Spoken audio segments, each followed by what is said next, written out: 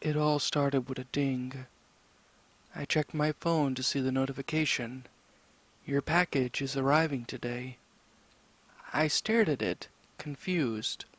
I hadn't ordered anything, as many college students do. I practically lived off fast food and pizza delivery during my years as an undergraduate. I went to a school in my hometown, so luckily enough for me, I didn't have to live on campus and suffer through the cafeteria on a daily basis.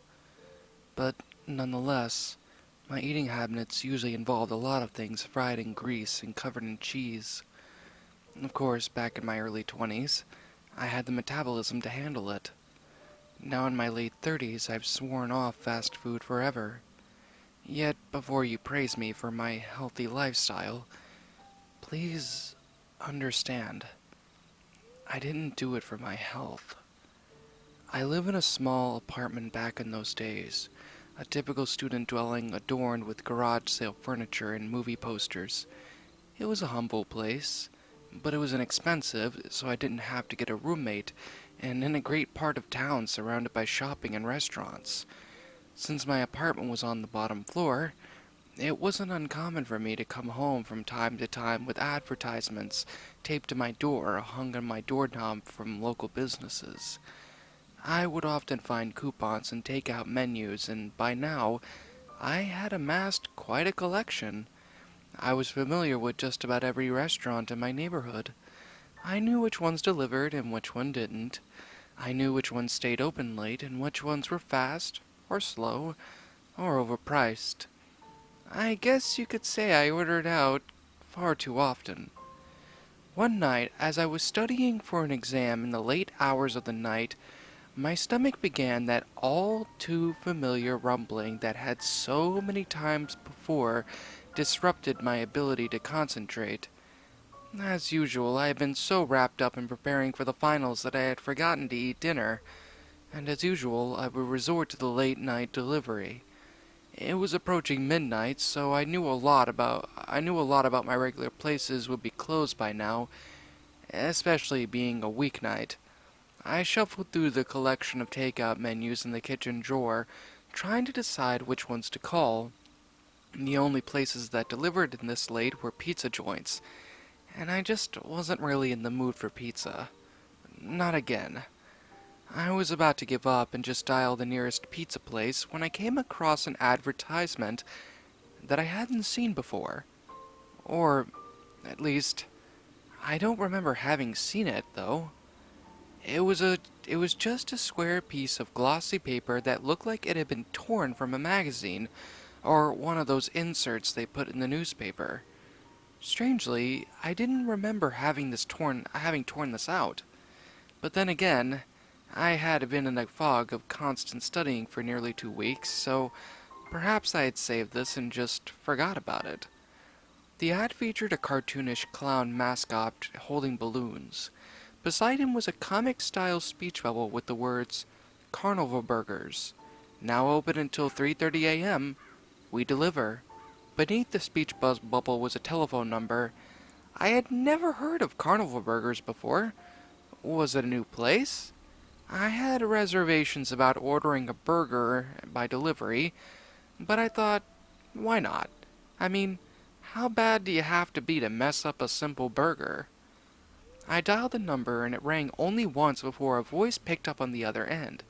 "Thank you for calling Carnival Burgers. Would you like to try our special house burger?" The voice sounded almost electronic, like it was pre-recorded. No thanks," I said. "I'd like to place an order for delivery."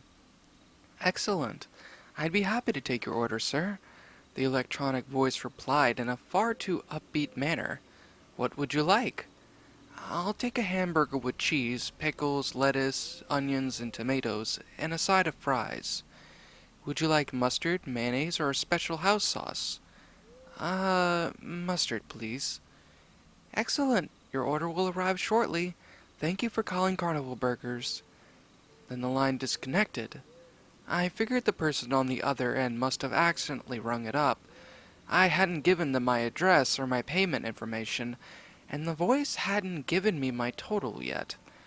I dialed the number again to complete the order. This time it just kept ringing. I let it ring for what felt like a solid 5 minutes. When no one answered, I hung up and dialed again. The same thing happened. The phone just kept ringing. I thought maybe they were busy, which would have been odd being so late in the middle of the week, but maybe their burgers were just that good, and maybe I just gotten lucky getting through the first time.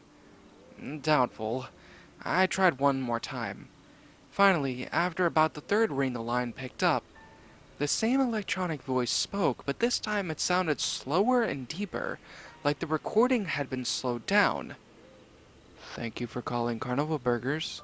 Would you like to try our special house burger? No thanks. I actually called a little while ago. I think the line was disconnected. I never gave you my address. No worries, Jake. The slow electronic voice replied. Your order is on its way. Click. I had never given them my name. I was suddenly hit with a wave of confusion mixed with uneasiness. My logical brain began to weave a scenario in which they could know my name without me having given it to them. Maybe I had ordered from this place before and I just didn't remember. Maybe they had some sort of number recognition software in their phone system so that repeated customers would be displayed in a database or a caller ID of some sort. Maybe that's also why they didn't ask for my address. Perhaps it was already on file from a previous order. Or maybe I did give them my name and I was just mistakenly thinking I didn't. As much as I wanted that explanation to make sense, I knew that I had never ordered from them before. I can be absent-minded at times and forgetful, but not that forgetful. I had never heard of this restaurant before, but I did have that advertisement in my drawer. I decided the most logical answer was the best one, and that I surely must have ordered from the place before. Despite having talked myself into the conclusion, I still felt uneasy as I waited for the knock on my door. I couldn't focus in on my studying. I turned on the television to break the sudden, overwhelming silence of my apartment. I flipped through the channels. Being a broke college student, I couldn't afford cable, so my late-night TV choices consisted of infomercials, religious programming, and talk show reruns. I settled on some trashy talk show where the host was telling people who was and who was not the father, when the TV signal cut in with the static. A commercial popped up on the screen. It was snowy and the sound quality was very poor. A clown, like the one in the printed ad, danced in front of a small building with a sign on it reading, Carnival Burgers. The same electronic, overly peppy voice spoke.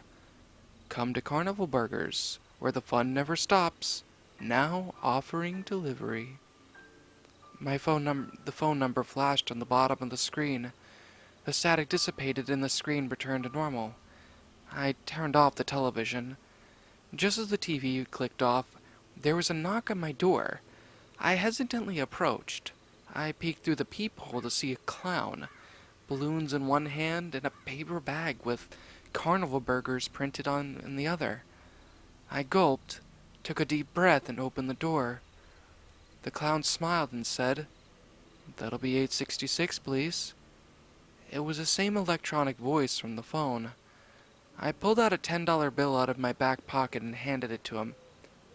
"Keep the change," I said, trying to mask my nervousness. "Thank you. Enjoy your order and please call us again. Next time, try our special house burger."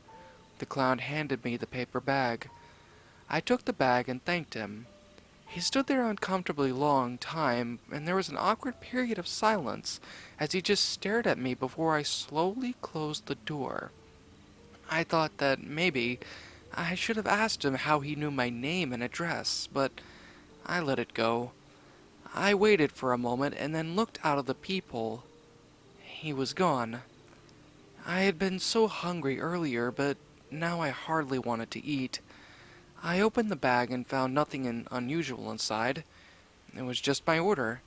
Just a hamburger with cheese, pickles, lettuce, onions, tomatoes, and mustard with a side of fries. It was warm and it smelled good. I felt my uneasiness diminish when my hunger returned. I ate the burger and fries, and it was actually quite decent. It wasn't the best burger I ever had, but certainly not terrible. After eating, I studied a little while longer before crashing at around 2 a.m. A few days later, it was the weekend, and I was driving home to my parents' house to spend the weekend with them. A couple of days of my mom's home-cooked meals and my old comfy bed was just the thing that I needed before finals week. They lived in town, so it wasn't a long drive, and I liked to visit when I could. As I was driving, I came across some construction. I followed the detour signs on an off-road that I was unfamiliar with. I was aggravated, but as I said, it was a relatively short drive, so a small detour wouldn't make much of a difference. The detour guided me into an old residential neighborhood. There weren't many businesses, just all houses, a small park, and then there it was. On the corner of the intersection, it was the building I had seen in the television ad. Carnival Burgers. I pulled into the parking lot and stopped. It was certainly the same building, but unlike the one in the ad, it was old and run down. The paint sign was faded and covered in dirt. Some of the windows had been broken out and replaced with boards. It looked as if it had been abandoned for years. I got out of my car and peered through one of the windows. Looking inside were booths and tables blanketed with dust. There were cracks in the walls and cobwebs draping a small amount of furniture still left inside.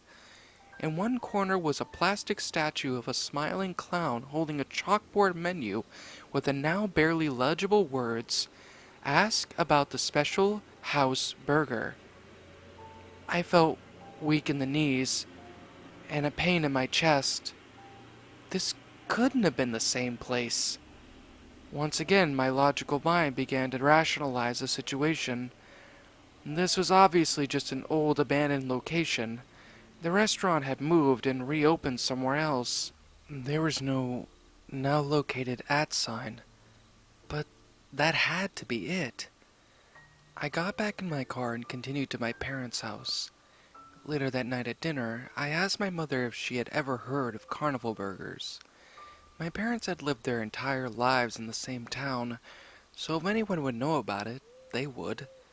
When I asked her, she told me, "Oh yeah, that old burger joint. It was shut down a long time ago, they said for sanitation reasons. It was actually a kind of a big deal when we were kids. We all loved going there. Sure, it was kind of a McDonald's knockoff, but it was fun. They even had this clown that would give out balloons. What was his name?" My father cut in. "Jestro, because of the weird voice of his. Some sort of electronic voice box. I thought it was creepy." "I thought it was fun. I was sad when they closed it down, though," my mother said. My father continued. "They said it was for uncleanliness, but the rumors are that it shut down because of the disappearances."